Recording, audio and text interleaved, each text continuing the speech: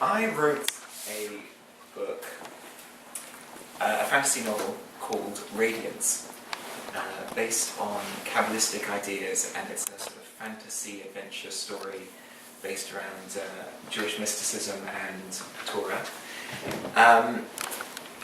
I posted it on my blog as I was writing it. My blog is mythicwriting.blogspot.com. And I've since been reworking it. The last time I read a chapter that no one had seen before. Today I'll be reading a chapter that you may have seen before. But it has been reworked since it was last published on my blog. And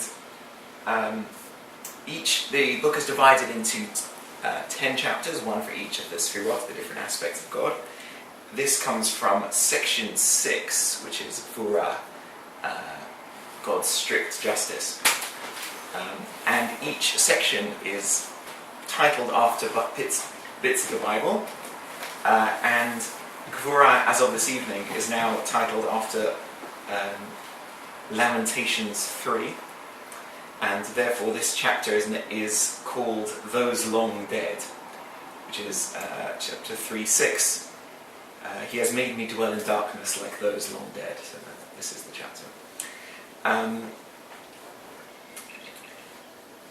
Asher, who's the main character, is going on a journey developing superpowers, as you do. And there's just been a big fight in heaven, kind of heaven. And he's crashing down, and he finds himself in this chapter. Last time I read a chapter which was Asher's father's funeral in England, and so this is sort of continuing with that theme. This is now like 5 sections of the book later. This is the end of the second act, moving into the third act. Now there are about 4 acts. I was thinking about it. So lots have happened, but this kind of continues that story in some sense, so that's why I chose to say it.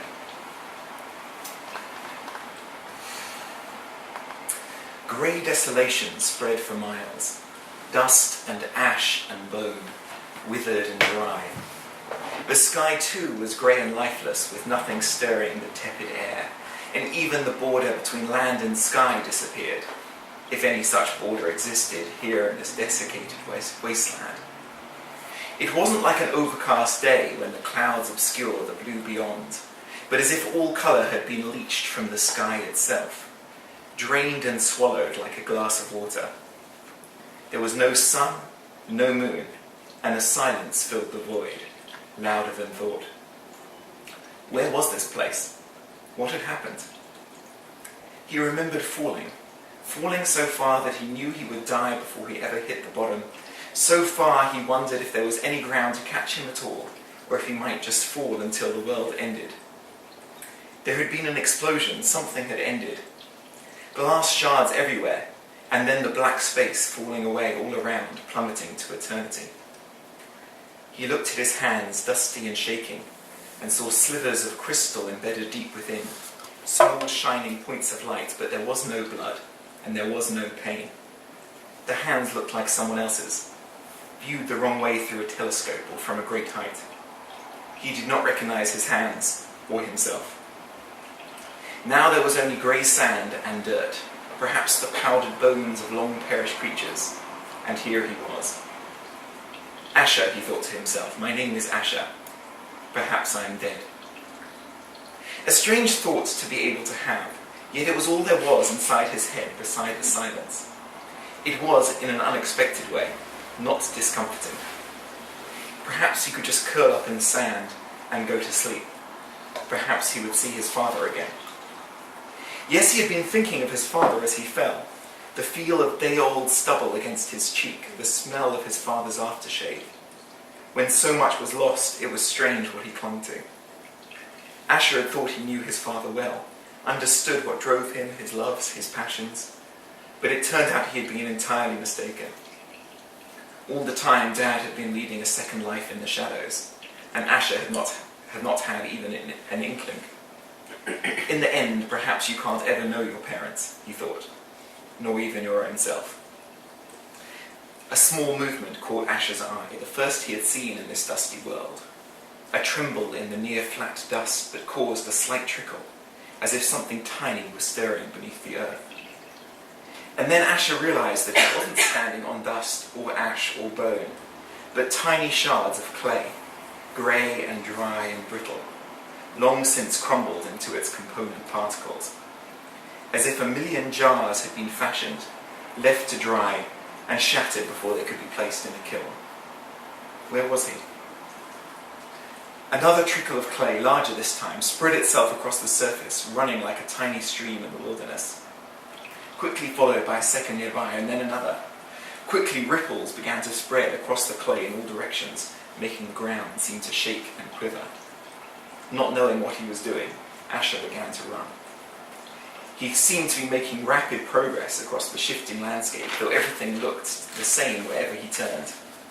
A hand burst from the clay powder, almost translucent in the wan light, reaching and grabbing at the earth, pulling a spectral arm behind it. Pale faces twisted, screaming and silent, spilled forth from the dirt, their black, lifeless eyes scouring the plain, flicking back and forth across the landscape, until every eye spotted him, a lone spot of life among the phantoms of the dead. There was nowhere to run, no hope of escape, as hordes of ghostly figures clambered from the clay dust and gazed hungrily in his direction. All of humanity was represented. Men and women, fat and thin, young and old, all shades of skin washed to uniform grey. Every mouth lolled open, every hand reached out to him, reaching and pleading, but not a sound escaped their lips as the dead shambled towards him. Asher collected himself and sought to channel his energy to his hands and fingertips, stand his ground as he had against the Dybbuk, but no power came. He scratched against the edges, but found too many to grasp. Everything here was an edge, a particle, removed from everything surrounding it. As insubstantial hands closed about his skin, their touch clammy and cold, Asher felt himself coming apart, limb from limb, thought from thought, molecule from molecule. He had no strength to resist the numbing cold, no power to command. This was it. Then a warmth infused his head, radiating down his spine, through his arms and legs, filling him with a vitality he barely remembered. It felt like cool bedclothes, tasted like bread and honey and life.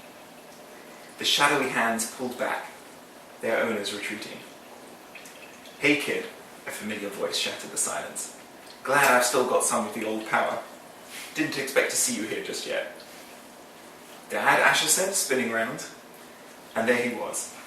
A sparkle still lit up his eyes, though his hair and beard had long since turned to silver, and wrinkles had invaded the so familiar face.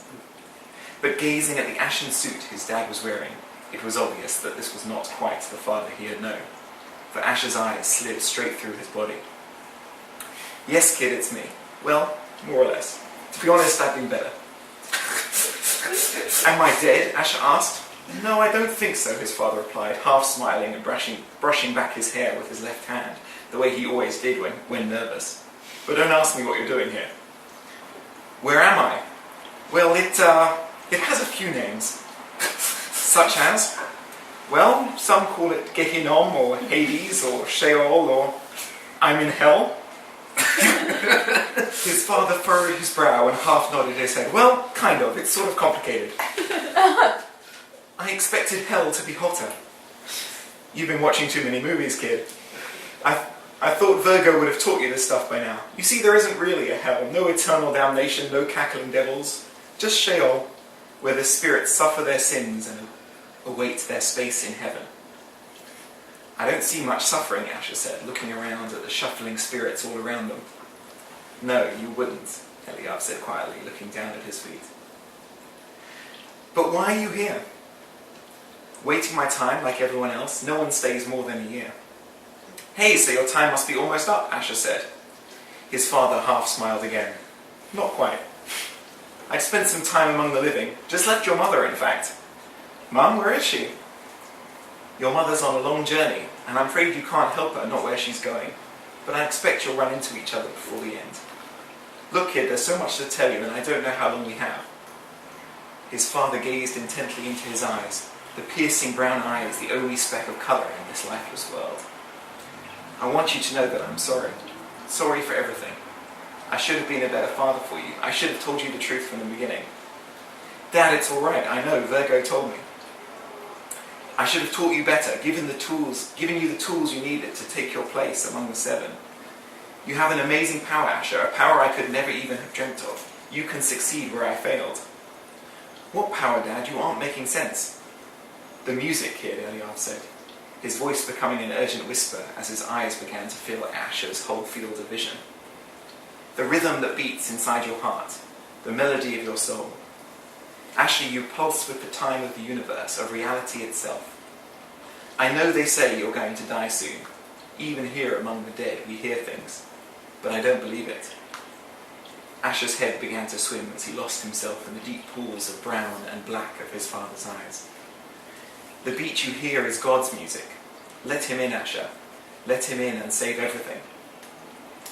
Asher felt a pull deep within him, as if a giant hand was gripping his heart and lifting him from the pit of Sheol. Dad! His father's voice was only a whisper now. I love you, Asher. Always. Asher found his eyes opening. He was lying flat on his back, staring at the starry sky. Sounds of cars and distant sirens filled the warm night air. He was back in New York City. With a pained effort, he sat up and saw the glittering blue eyes of Rocco gazing down at him from beneath his hood. Asher, Rocco said, leaping to his feet. I was beginning to worry we'd lost you. Me too, said Asher, rubbing his eyes to try to clear his head. Virgo? Lee? Gone, Rocco said sadly. I don't know where, or even if they're still with us. Then it looks like it's just up to you and me, Asher said, clambering to his feet, catching sight of the flecks of crystal caught inside his palms. Strange, he still felt no pain. What can we do? We're going to find Ostar and Mercury, free them from their captives, and teach the Sitra Achra a lesson in humility, said Asher. Excellent, said Rocco, smiling. Where do we start? Eliav looked up. Though the featureless grey sky revealed no trace of Asher, nor did the clay dust show any evidence of his presence. And pray for me, kid, he whispered to himself. Pray for me.